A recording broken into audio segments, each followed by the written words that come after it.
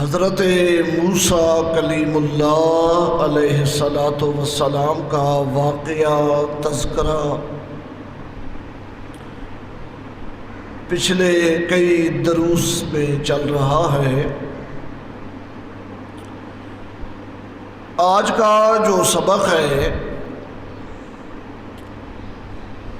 اس میں اللہ تعالیٰ نے یہ مسئلہ سمجھایا ہے کہ کوئی بھی دینی تحریک ہو،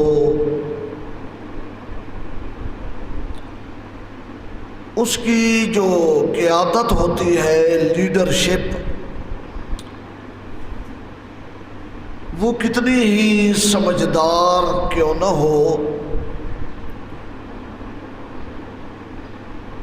ہر دینی تحریک میں یہ خطرہ ہر وقت موجود ہوتا ہے کہ کوئی نہ کوئی شیطان ایسا اٹھ کھڑا ہوتا ہے جو کسی نہ کسی عنوان سے لوگوں کو اپنے ارد گرد جمع کر لیتا ہے اور فتنہ برپا کر دیتا ہے۔ حضرت موسیٰ علیہ السلام نے حق و صداقت کا جو مشن شروع کیا تھا، تھوڑے وقت کے لیے وہ منظر سے ہٹے، غائب ہوئے، ایک دینی تقاضے اور اللہ کے حکم کی تعمیل کے لیے بنی اسرائیل کو چھوڑ کے کوہ طور پہ گئے، اور خالی بھی نہیں چھوڑ کے گئے بلکہ اپنے بھائی ہارون علیہ السلام کو، جو نبی تھے، پیغمبر تھے، ان کے اوپر امیر اور انچارج اور ذمہ دار بنا کے گئے، لیکن ان کی عدم موجودگی سے فائدہ اٹھا کر ایک شیطان اٹھا سامری، اور اس نے حضرت موسیٰ علیہ السلام کی ساری محنت جو تھی اسے خطرے میں ڈال دی، اور بنی اسرائیل جن کو موسیٰ علیہ السلام توحید پہ کھڑا کر گئے تھے، سامری نے ان کو توحید سے ہٹا دیا اور بچھڑے کی عبادت پہ لگا دیا۔ اللہ نے یہ واقعہ قرآن میں تفصیل سے بیان کیا ہے تاکہ شاگردان محمد مصطفیٰ صلی اللہ علیہ وسلم، صحابہ اکرام، اور پھر امت محمد مصطفیٰ صلی اللہ علیہ وسلم تا قیامت یہ خبردار رہے اور اس بات کو ذہن میں رکھے کہ ہم نے اتباع کرنی ہے تو اس راستے کی کرنی ہے جو راستہ ہمیں ہمارے پیغمبر صلی اللہ علیہ وسلم نے دکھایا ہے۔ ہم نے دائیں بائیں اور ادھر ادھر نہیں ہونا، ورنہ قدم قدم پہ سامری بیٹھے ہوئے ہیں، گلی گلی میں سامری بیٹھے ہوئے ہیں، ہر موڑ پہ سامری بیٹھے ہوئے ہیں، ہر چوک میں سامری بیٹھے ہوئے ہیں، اور ہر امت میں ایسے سامری موجود ہیں۔ سامری سے خبردار رہنا ہے اور اللہ سے استقامت مانگنی ہے، ہدایت کی توفیق مانگنی ہے۔ واقعہ کیا ہوا؟ اللہ تعالیٰ فرماتے ہیں وَاتَّخَذَ قَوْمُ مُوسَىٰ مِن بَعْدِهِ،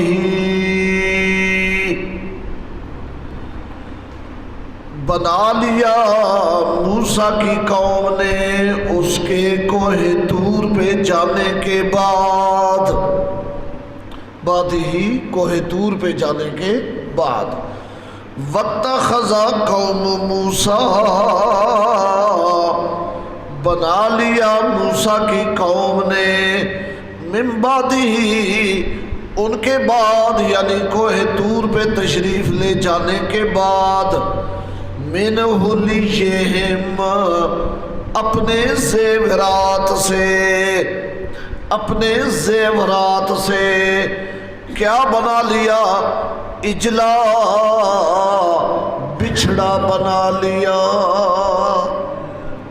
سارا زیور جمع کیا اور اس زیور کو پھر اس نے جوڑا، سامری نے، یہ ٹانگ ہے، یہ دم ہے، یہ کان ہے، یہ پشت ہے، وغیرہ وغیرہ، اور کیا بنایا؟ سونے سے بچھڑا۔ بچھڑا بن گیا، اور بچھڑا ہے سونے کا۔ کسی شاعر کا شعر ہے،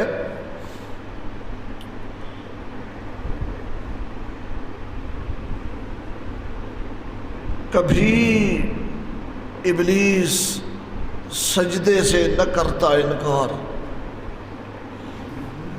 کبھی بھی ابلیس سجدے سے نہ کرتا انکار، بناتے اللہ گر آدم کو مٹی کی بجائے سونے سے، بناتے اللہ اگر آدم کو مٹی کی بجائے سونے سے۔ سونا شے ایسی ہے، تو یہ سامری نے بچھڑا بنایا زیور سے، سونے سے، اور وہ بچھڑا کیا تھا؟ جسدن، محض ایک جسم تھا، جسدن محض ایک جسم تھا، محض ایک جسم تھا۔ ابن جوزی رحمۃ اللہ علیہ نے زاد المسیر میں ابن الانباری رحمۃ اللہ علیہ کا قول نقل کیا ہے، ذکر الجسد دلالتاً علی عدم الروح، جسد محض ایک جسم، یہ اس لیے قرآن میں اللہ نے ذکر کیا ہے کہ لوگوں کو پتہ چل جائے کہ اس میں روح نہیں تھی، اس بچھڑے میں روح نہیں تھی، محض جسد جسم تھا۔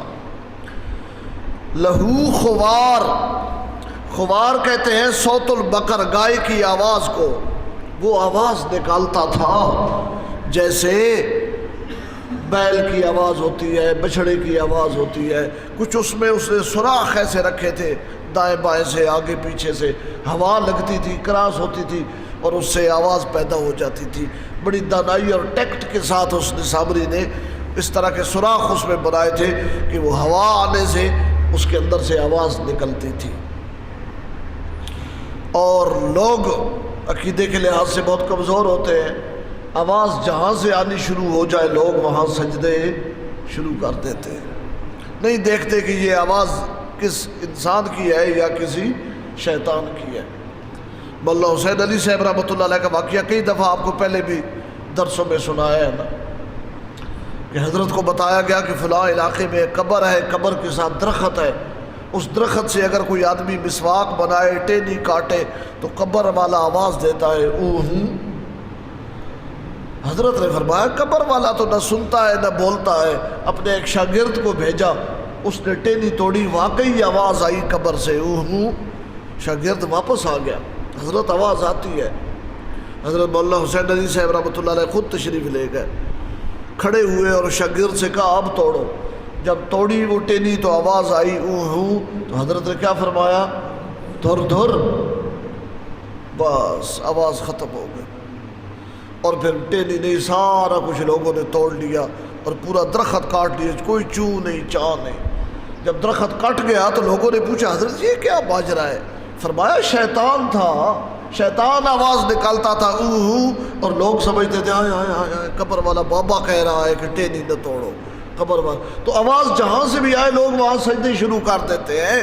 اور یہ تو سونے کا بنا ہوا بچھڑا ہے، اور اس کا پورا ڈھانچہ ہے، جسد ہے، اور لہو خوار، اس سے آواز بھی آ رہی ہے، آواز بھی آ رہی ہے۔ بلے بلے بلے بلے، سارے بنی اسرائیل موسیٰ علیہ السلام کی تبلیغ بھول بھلا کے اس بچھڑے کے سامنے سجدے کرنے شروع ہو گئے۔ اللہ تعالیٰ فرماتے ہیں مشرک کتنا بے وقوف ہوتا ہے، مشرک کتنا احمق ہوتا ہے۔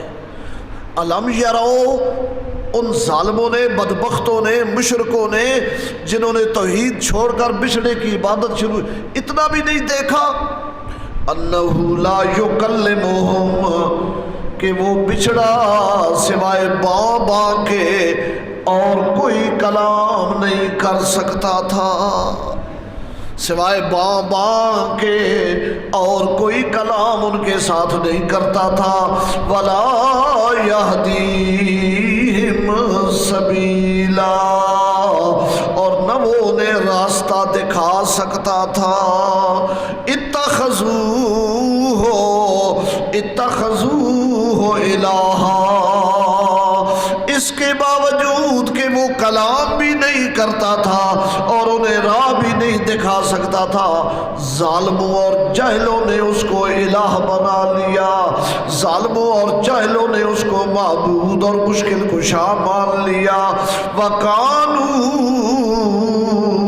ظَالِمِينَ۔ تفسیر قرطبی میں حضرت عبداللہ بن عباس رضی اللہ تعالیٰ عنہ سے معنی منقول ہے، وَكَانُوا ظَالِمِينَ وَكَانُوا مُشْرِكِينَ۔ وہ کیا تھے؟ مشرک تھے۔ وہ کیا تھے؟ مشرک تھے، ظالم تھے، شرک والا ظلم کر رہے تھے کہ انہوں نے حضرت موسیٰ علیہ السلام کا پیغام اور دعوت اس کو چھوڑ دیا اور بچھڑے کے سامنے جھکنا شروع کر دیا۔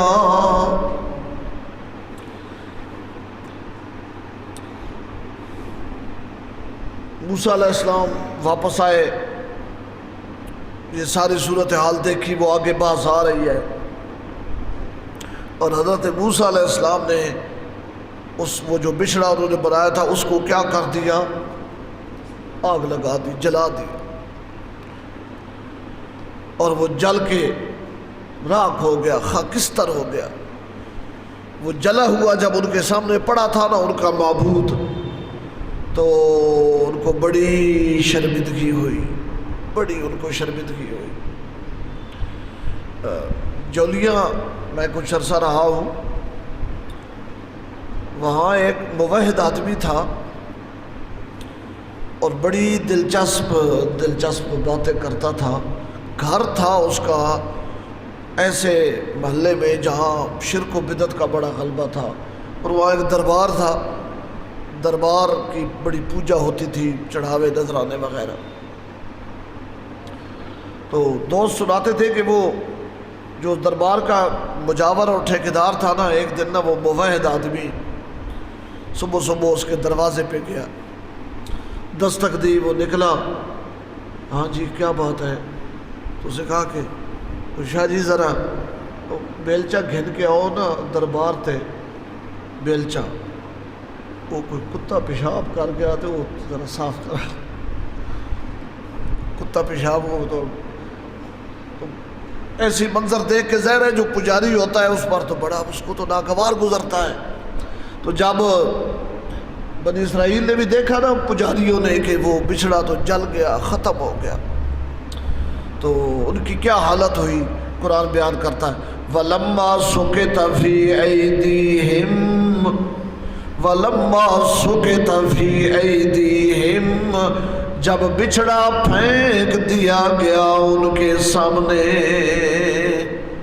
وہ جلا ہوا بچھڑا جب پھینک دیا گیا ان کے سامنے، ایک معنی، اور دوسرا معنی یہ ہے جو امام بغوی نے کیا ہے کہ اس سے مراد یہ ہے تقول العرب لکل نادم سقط فی یدیہ، جو بندہ بھی اپنے کسی فعل پہ نادم ہو جائے نا، شرمندہ ہو جائے، تو عرب اس کے لیے یہ لفظ استعمال کرتے ہیں سقط فی ایدیہم، کہ وہ شرمندہ ہو گیا۔ دوسرا معنی یہ ہے کہ وہ جب شرمندہ ہو گئے اپنے اس حرکت پہ، جب انہیں شرم آ گئی کہ ہم نے زیادتی کی ہے۔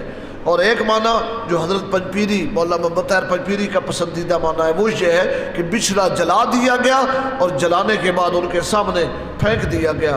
وَرَأَوْا أَنَّهُمْ قَدْ ضَلُّوا، اور انہوں نے دیکھ لیا کہ تحقیق وہ گمراہ ہو گئے تھے۔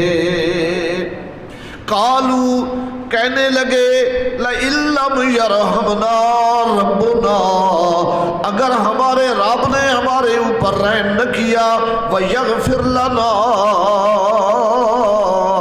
اور اگر ہمارے رب نے ہماری بخشش نہ فرمائی، لَنَكُونَنَّ مِنَ الْخَاسِرِينَ، البتہ ہم ہو جائیں گے خسارہ پانے والوں میں سے۔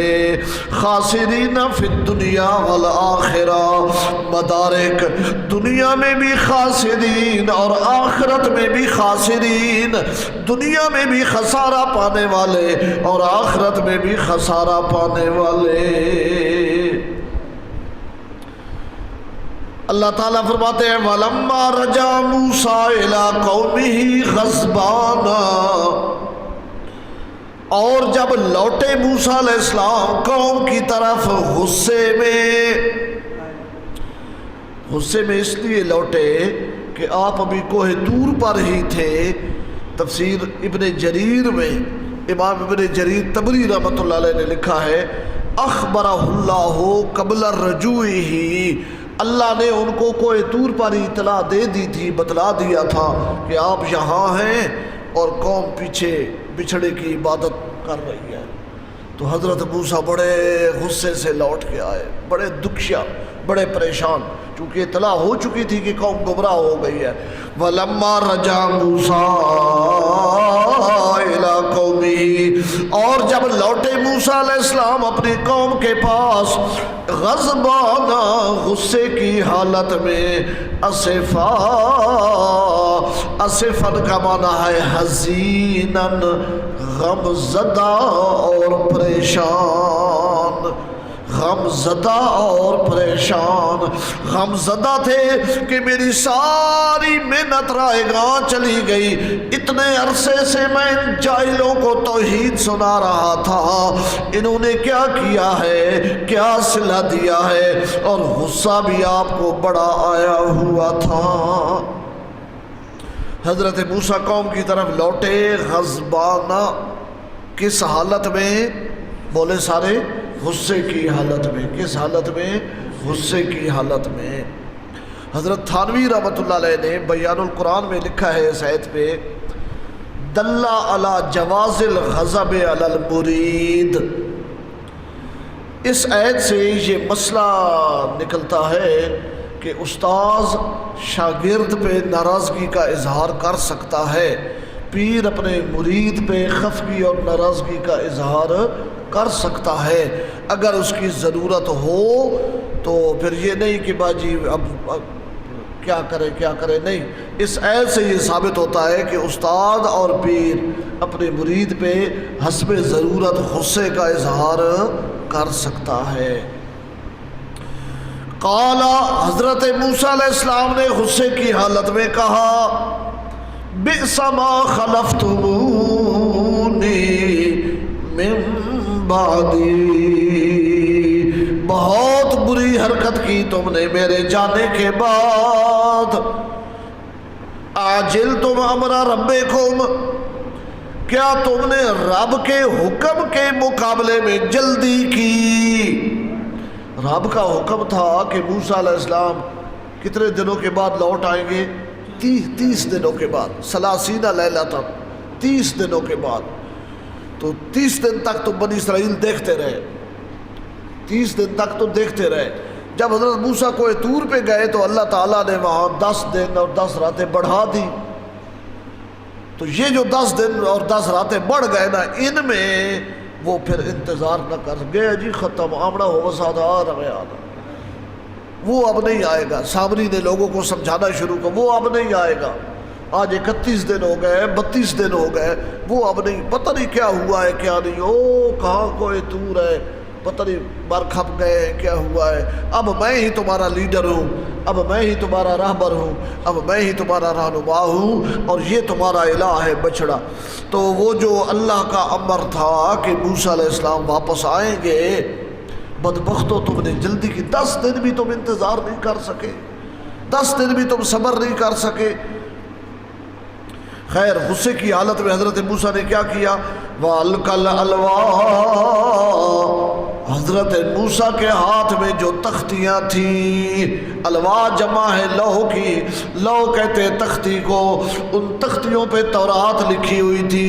حضرت موسیٰ کے ہاتھ میں جو تختیاں تھیں، آپ نے غصے کی حالت میں ان کو پھینک دیا، غصے کی حالت میں ان تختیوں کو آپ نے پھینک دیا۔ وَأَخَذَ، اور بے اختیار پکڑ لیا، وَأَخَذَ، اور بے اختیار غصے سے پکڑ لیا، بِرَأْسِ أَخِيهِ، اپنے بھائی کے سر کو،